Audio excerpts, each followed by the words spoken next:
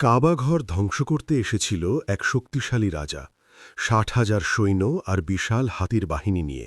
কিন্তু আল্লাহ কিভাবে তার ঘরকে রক্ষা করেছিলেন, এই ঘটনা শুনলে ঈমান কেঁপে উঠবে। ইয়েমেনের রাজা আব্রাহা ছিল খ্রিস্টান ধর্মের অনুসারী।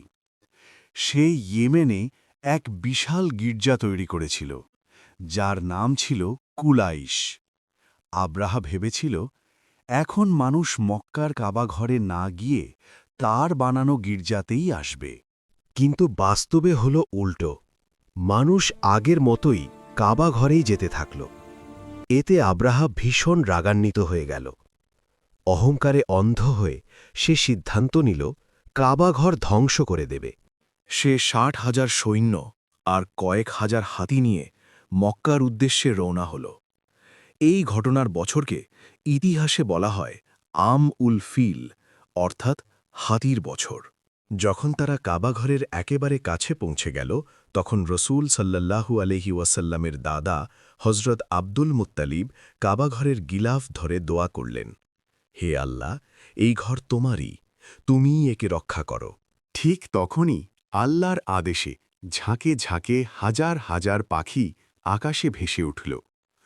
পাখিগুলোর ঠোঁট আর পায়ে ছিল ছোট ছোট পাথর, আর সেই পাথর আব্রাহার সৈন্যদের ওপর পড়তেই তারা ধ্বংস হয়ে যেতে লাগল। যারা কাবাঘর ধ্বংস করতে এসেছিল, তারা নিজেরাই ধ্বংস হয়ে গেল।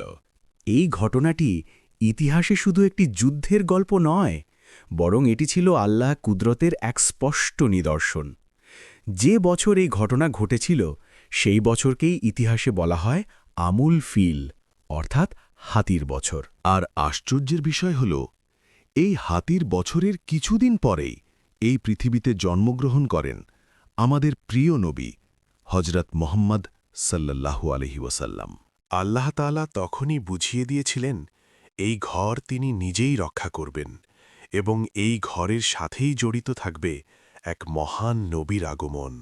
আব্রাহার মতো শক্তিশালী রাজা, হাতি আর বিশাল সেনাবাহিনী থাকা সত্ত্বেও আল্লাহর সামনে একেবারেই অসহায় হয়ে পড়েছিল।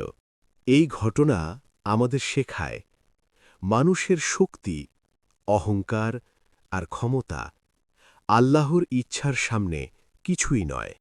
যে আল্লাহ কাবা ঘরকে পাখির মাধ্যমে রক্ষা করতে পারেন, তিনি আজও আমাদের রক্ষা করতে সম্পূর্ণ সক্ষম। সুবহান আল্লাহ। ইসলামিক ইতিহাস থেকে এমন আরও শিক্ষণীয় ঘটনা জানতে চাইলে চ্যানেলটি অবশ্যই সাবস্ক্রাইব করুন এবং ভিডিওটি অন্যদের সাথে শেয়ার করুন।